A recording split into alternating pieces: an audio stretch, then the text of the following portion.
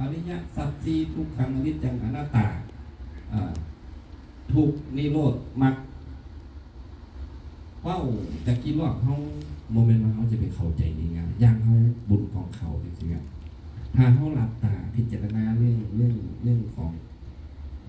กองเขาเพราะว่านึกพ่ออยู่สองเรื่องของเท่าโกดิพอเห็นเขาสามว่าเป็นยังหรอกเพราะว่าเขาโยมอันนี้ประกาศไว้ก่อนโยมห้ามหิบไพ่เพิ่นถวายเขามาก็เลยเว้ากับพ่อไม่ออกเลยนะว่าด้วยอานิสงส์คนเฮาเป็นอย่างคือเป็นเศรษฐีน้อยเศรษฐีใหญ่ เป็นอย่างคือว่ารวยแต่น้อยเป็นอย่างคือว่ารวยหน่อยรวยหลายก็ว่ากันไปคนใจบุญสุนทานเนี่ยคนใจบุญสุนทานยังทานเขาผู้บ่าก็ตั้งคำถามเว้าเรียนกันซื้อดอกเว้าหยอกกันว่าเขากระสอบหนึ่งเนี่ยสามารถให้คนอิ่มได้จากอิ่มเฮาคนหนึ่งเนี่ยสมมติว่าผู้บ่าทานเขาไปทาบุญมันทรงผลนะทาบุญมันทรงผลผู้บ่าทานเขาเป็นกระสอบหนึ่งคนกินเข่าเนี่ยจากคนได้จากอิ่มแล้วได้จากเครือเป็นอย่างคนยังมองเป็นคนรวยเป็นเศรษฐีเพราะบางคน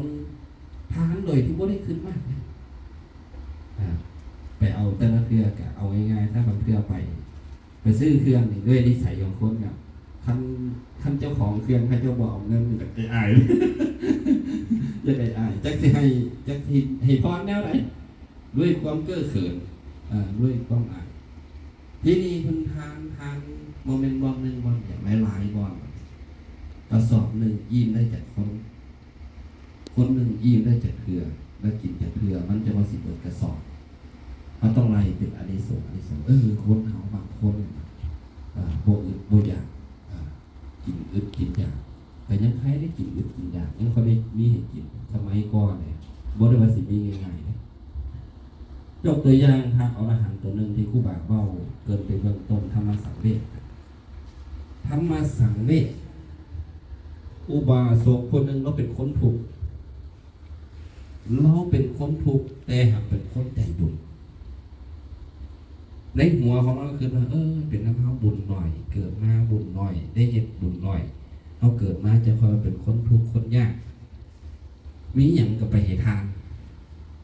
ด้วยนิสัยเอาว่ารู้ยากนะด้วยนิสัยของคนให้ทานเนี่ยเบิ้งเนี่ยเอาไปทานให้พระเบิ้งสิกินของเฮาบ่เนาะพระเพิ่นสิกินของเฮาบ่เนาะเพิ่นสิกินหลายกินหลายบางเทื่อเขาบ่าเทื่อนเลยบางเทื่อย่อมอันใดแซ่บนี่บ่ได้เพราะว่าเคยย่องขัวเข่าแซ่บอาจารย์ขัวเข่าแซ่บป้อมาสักโอ้คักขัดได้ไม่ออกขัวเข่าใส่ไข่ปลาแซลมอนรีวิวให้ยังดีคักแน่ละเข่าบ่เล็กเข่าบ่แข็งเข่านุ่มพอดีปากหันได้ดีมาจังหันช่วง5-6 โมงเช้าพอดีเพิ่นถือเล่ออกเดียดพากันพาจังหันเบิดเดือนมิแต่ขัวเข่าล้วนๆโอ้ยเป็นคนที่แซ่บบ่กินก็บ่ได้มันเป็นก็มิแต่ขัวเข่านะกินขัวเข่าทุกมื้อเบิดเดือนนี่จะเอารู้ยากนะจนจะลืมขัวเข่าบ่ได้ยังเห็นขัวยังบ่แล้วอีกเลยก็สิว่าขัวมากก็ว่ายังบ่แล้วบ่ได้ตีกินได้แบบนี้ยังบ่แล้วเมื่อเราเดือดไปไม่ออกอยากยังมันโน่อยากปนปลาน้ำของตัวน้อยๆนะว่าซั่นอยากว่าซั่นไม่ออกได้ยินเดือนไปเมื่อเดือนไปปนมาทุกมื้อโอ้ยก็สิเปลี่ยนอย่างอื่นได้ก็บ่ได้เนาะพักคู่มือว่าได้นั่นเด้เนาะนี่คำอาจารย์เว้าพี่น้องอาจารย์เทศเรื่องกระแซ่บแต่ว่าหนามสิเป็นปนมาเลยมันหนาคู่บ่าหมดแล้วจะมาโทษคู่บ่าสนองเอาทุกมือก็ได้เรื่องของเรื่องนิสัยของคนในทางมักสิเบิงน่าจะสังเกตว่าคู่บ่าอาจารย์มักสั่งอย่างเท่านี้เนี่ยเมื่อให้ทานไปแล้วเบิ่งว่าพระคนที่สั่งว่าบังเอิญไปเห็นจังหวะพระเพิ่นบ่สั่งยังบ่แล้ว เอาไปให้หมาให้แมวกินอีกวะ เอาไปให้หมาให้แมวกินอีกเสียใจน้อยใจเขาเป็นคนถูกอาหารของเฮาบ่ดีพระเพิ่นก็บ่กินของเฮายังเอาไปให้หมาให้แมวอีกว้าวเราก็ไปหาเงินหนีจากหมู่บ้านไปหาเงินเป็นปีไปหาเงินเป็นปีได้เงิน12ก็หาปะนะพระคักหาเงินเป็นปีคนนี้จะขอได้12ก็หาปะนะ5ก็หาปะนะเท่ากับ1 บาทไทยในเอาไว้ไง 2,000 กว่าปีที่แล้วถามว่าหลายบ่ถ้าตามเศรษฐีมันก็บ่หลายเอาในสำนักของเราเลยกลับมาอย่างบ้านกลับมาอย่างบ้านย่างสวนทางกับพระผู้ดีพระเพิ่นนั่งพักผ่อนพระเพิ่นสิไปปฏิบัติธรรมอีกสำนักหนึ่งใจวัตถุดงไปก็ว่าแม่ไปพ่อกันเพิ่งทางแล้วก็เข้าไปกราบย่างทักว่าเข้าไปกราบย่างทักแน่ถามข้าวสารทุกข์สุขดิบยังกูสันเข่าหรือยังน้อนี่สันยังบ่ทันได้สั่งเลยบริษัทยังมา3 มื้อแล้วหาก็ได้โชคดีแต่ว่าไทยอย่างข้างเพราะว่าพอได้สั่งปุ๊บคนใจบุญเนาะพอได้ยินแค่นั้นเองไปหาแนวมันอยู่กลางทางไปหาอยู่ใส่มันกับโบมีเนี่ยมันสิบ่ทันเวลาเด็กก็เลยไปพ่อซ้ายตัดฟืนคนหนึ่งเรามีห่อเขาก็เลยไปขอซื้อน้ำเราว่าจะมาถวายพระห่อเขาสมัยโบราณเอาง่ายๆซะอุปมาก็คืออาจจะมีเข่าแล้วก็มีสิ้นแห่งตอนน้อยๆนึงหรืออาจจะเป็นปนเป็นแก้วแบบต้นเอาปนซะว่าเรื่องปนเมื่อกี้นี่สมมติอุปมาขึ้นนะ แต่สิมีประมาณนั่นแหละผู้บ่าวก็เชื่อหรอกว่าสมัย 2,000 ปีที่แล้วสิมีป่าเซลมอนวาซาบิมาพร้อมซูชิ อาหารเลิศขนาดนั้นคือสิไปตัดฟื้นขายอยู่หรอก็ไปขอซื้อที่จริงราคามันก็บ่ได้แพงราคาเพราะว่ากะหาปะนะนะคือแต่ว่าเราได้ไปเฮ็ดเวียกเดือนนึงได้1กะหาปะนะห่อข้าวมันสิมีราคาเท่าไหร่ไปขอซื้อเท่าไหร่ก็บ่ขายจังใดก็บ่ขายเพราะอันนี้ข่อยแพงไม่กินอันไหนเจ้าเราเคยสิกินได้ไหนทานในนี้โอ้ยข่อยสิไปถวายพระข่อยบ่สน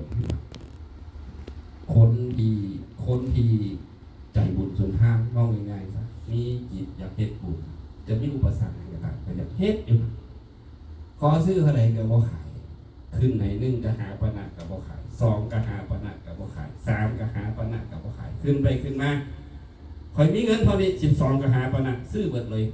พอเงินมาเป็นปีซื้อข้าวห่อเดียวนั่นจะไปถวายพระได้ห่อข้าวมาปึ๊บเอาไปถวายพระสั่นเลยแซ่บแหละสั่นไปสั่นมาหันเลยโอ้ยบอกเจ้าห่อข้าวมาได้ใส่บ่สั่นโอ้ยไปพอดีไปหาขอซื้อนั่งซ้ายตัดฟืนมาสั่นเจ้าซื้อห่อข้าวมาเท่าไหร่บ่สั่นพอดีกับเล่าเรื่องราวว่าตะกี้เราทุกข์ยากกันทันนี่ทุกข์ยากหลายก็เลยไปหาเงินได้12กะหาปะนะก็เลยไปซื้อห่อข้าวเบิดเลยพระนี่แทบสิเข้าสุด จุกถักจุกแน่จุกแค่จุกว่าเพราะว่าเข้าใจเพราะว่าเข้ามันบ่หลาย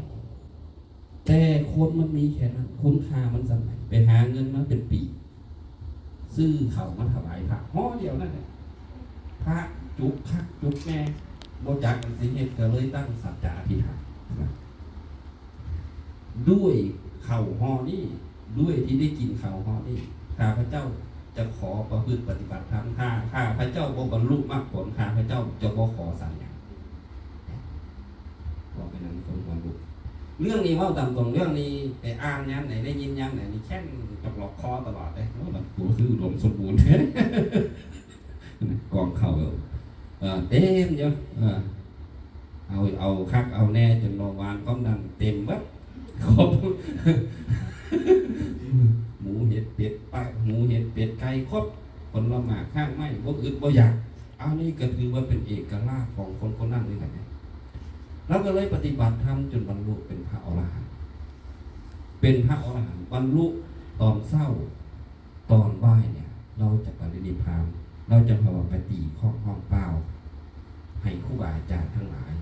ศเราอยากแสดงธรรมครั้งสุดท้ายแล้วก็สิได้ปรินิพพานครูบาอาจารย์พระสงฆ์ทั้งหลายก็มารวมก็เลยตั้งคำถามว่าเจ้ามีธรรมะข้อใดมาเป็นบรรทัดฐานมาเป็นแบบเป็นอย่างให้กับตัวเจ้าให้เจ้าประพฤติปฏิบัติแล้วก็เลยเล่าเรื่องราวของเขาห้องว่าพระอรหันต์ห่อเข่าเรื่องราวนะก็เลยเป็นเหตุครับว่าธรรมะสังเวชนะครับอันนี้คุณมองด้วยคุณของเขายังอีกตัวนึงก็คือโกดิกเศรษฐีอันนี้ก็ค่าเคลื่อนเป็นในอดีตศาสตร์สมัยพระพุทธเจ้าวิปัสสีก็เป็นมหาเศรษฐีกันมีคนห้องว่ายุ่งสางเนาะเป็นอย่างยุ่งสางไม่ได้หินป่ะหรือเหล้าเข่าเรามีเหล้าเข่าทั้งหมด 84,000 เหล้าเข่าทั้งหลายนี่เราไม่ดินหลายจากสิรวยบ่รวยดินเราหลายแล้วเราเลยให้ชาวบ้านนี่เศร้าแล้วก็ตีกันเป็นเข่ามานะเก็บได้ 84,000 เหล้า84,000 เหล้าอยู่น้ำหัวอยู่น้ำฝาเฮือนอย่างเราเนี่ยนะเอาขี้ตมผสมเข่าเลยบ่มีแกะเลยเอาขี้ตมผสมเข่าเอาไปโบกเฮือนเฮ็ดเป็นเฮือนเนี่ยสมัยนั้นคือสิบ่มีอิฐดีเนาะ โมเมนต์สมัยพระพุทธเจ้า 2,000 ปีเด้สมัยพระพุทธเจ้าวิปัสสีต้องย้อนขึ้นไปบ่ฮู้จักว่ากี่กับวงเอาง่ายๆซะบ่ต้องคิดอย่างไรคิดว่าเลข1อยู่ดารัสฟอร์ดเวิร์ดเลข0อยู่เมืองลาวมันสิต่อยาวตั้งแต่ปีแล้ว สมัยนั้น